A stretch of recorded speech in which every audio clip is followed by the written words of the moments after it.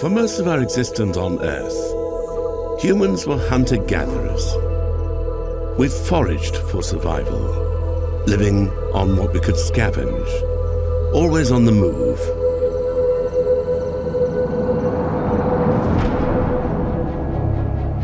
All this changed around 10,000 years ago, when mankind formed its first permanent settlements. When we started growing crops and domesticating animals, the agricultural revolution had begun. The settlements grew, towns formed, then cities, nations, and empires.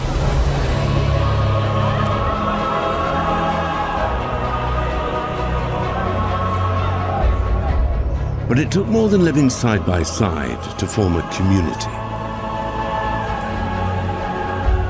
Shared traditions and beliefs were needed, and shared stories. It's through stories that the boundaries of a community were set, that their rules were tested, that they coped with change. All societies going through periods of rapid change desperately need myths to hang on to. Sometimes myths seem to exist to question social norms and to ask us to question them. That's a much better way of enforcing social norms than the kind of story which just says, this is the social norm, this is what you're going to do. I think if one sees it as a kind of vehicle in narrative form for things which are important in society, that's probably the best way of thinking of it. So a lot of myths involve characters, heroes, heroines, debating what they should do, and in that way, a norm gets defined. Myths, of course, can only become myths if we share them. We're a community of readers of the Bible. We share the faith in those stories. So myths create community, they bond us together. Societies exist in a state of tension. The needs and wants of all can never be satisfied at the same time. A balance must be found. It's in the stories we tell each other that we debate what that balance is.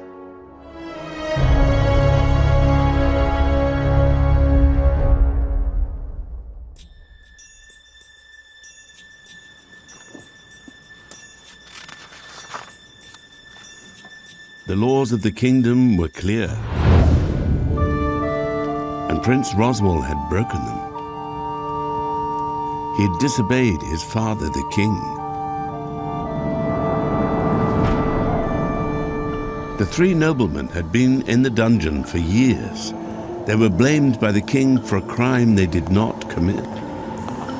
Roswal was not his father, however. The injustice done to the three men shamed him. He had to do something. Roswal led the nobles out of the dungeon, past the guards, and through the secret, silent passages of the castle to freedom. But Roswal's father soon discovered who was responsible for the prisoner's escape. Roswal would pay a price for his kindness. The king banished his son, sending him forever into exile. The law, after all, was the law. It is a comforting thought that we have control over our destiny. The random cruelty of the world can seem at times too much to bear. Stories offer a haven. Good is rewarded, evil punished, and everyone gets their just deserts. In a story, even catastrophe has a reason. The rivers of central Germany carve through field and hill on their journey to the distant sea. For centuries, these waterways have borne goods and people up and down the country. Riverside towns grew rich on the back of this trade. One of their settlements was the town of Hamelin. Hamelin It was an important centre for the shipping of grain. It was on the Weser River. It got lots of grain coming in, it milled it, and it shipped it out. So it was one of the relatively new towns, which were becoming very, very important. Much like all German towns of that age, it would have had a social structure. It would have had a class of Bürger, what we would call bourgeoisie, that is to say, qualified citizens of the town. It would have been dominated by guilds rather than aristocrats. So one would begin to see the sort of structure that would eventually evolve into the modern city. Hamelin is most famous, however, for the story of the Pied Piper. It's one of the best-known tales of the Brothers Grimm. In their telling, Hamelin was wealthy and thriving. Its citizens lived happily in their fine grey stone houses, until an infestation of rats inflicted misery on the town. This black swarm of vermin attacked barns and storehouses. They gnawed on wood and chewed through cloth. Try as they might, the people could not rid themselves of the plague. Salvation seemed to come in the figure of a mysterious piper. He lured the rats into the river with a magical song. But when the town refused to pay him what was promised, the piper swore revenge. Returning to the town, he played his song once more. But this time, it was the town's children he entranced. He marched them out of Hamelin and into a mountain cave. Neither piper nor children were ever seen again.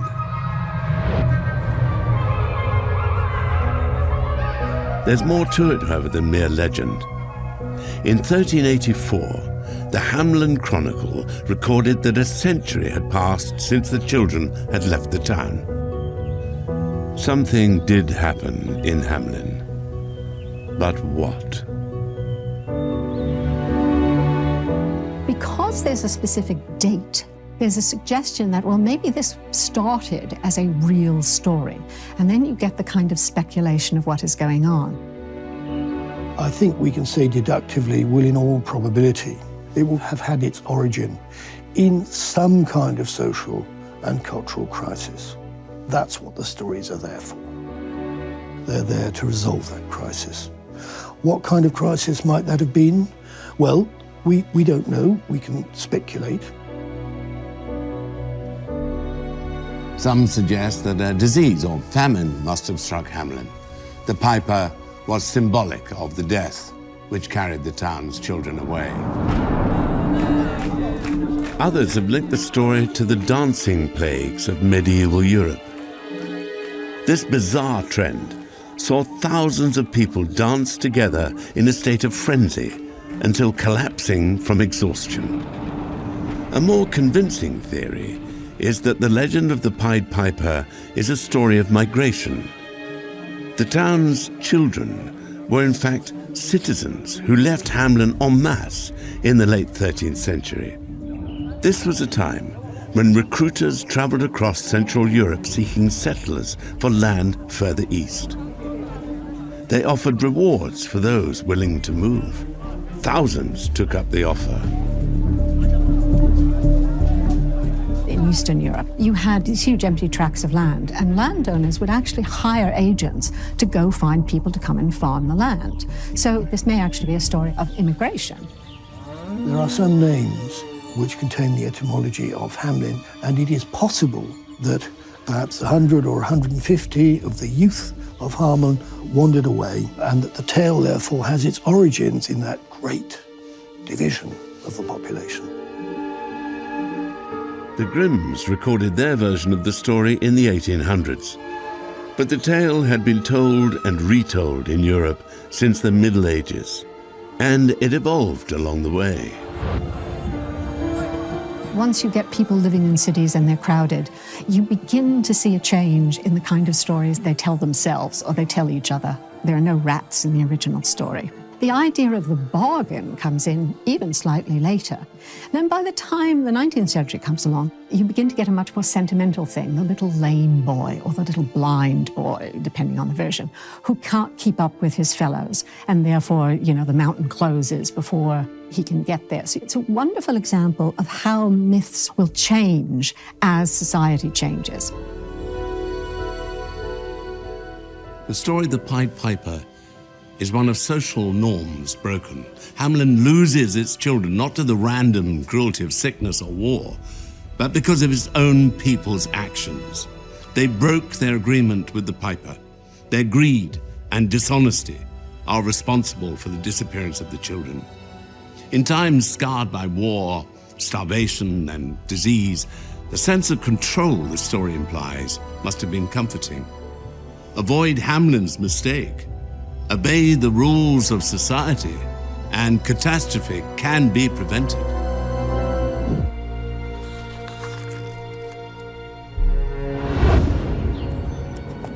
Prince Roswald did not go into his exile alone. He was accompanied by a steward who had served the family loyally for many years. After a long ride through punishing terrain, Roswald suggested they rest a while at a cooling stream.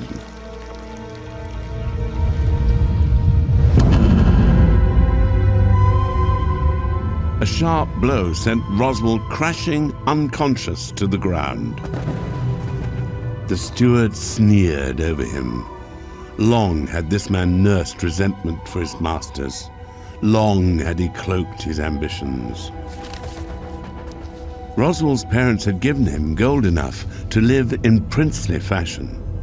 The wicked steward took it all. Donning Roswald's fine garments, the steward rode away with a prince's fortune and a prince's name. Poor Roswald was left for dead. Not all lawbreakers are as unpleasant as Roswald's treacherous steward.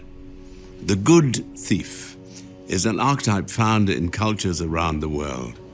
This rogue may break the laws of the land, but only to follow a higher code. In rebelling against the existing social order with all its flaws and inequalities, the good thief holds out the promise of something better.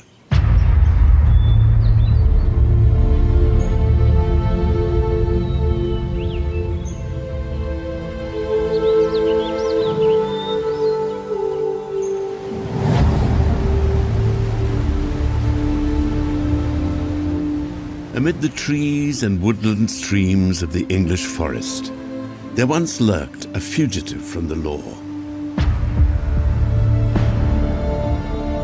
He was known by kings in their castles. He was beloved by peasants in the fields. He was a man of many identities. He was a trickster, a soldier, a rebel, a lord. His name was Robin Hood.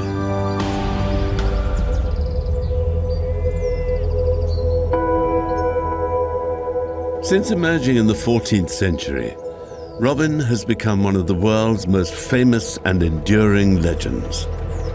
Today, his story seems familiar to us all.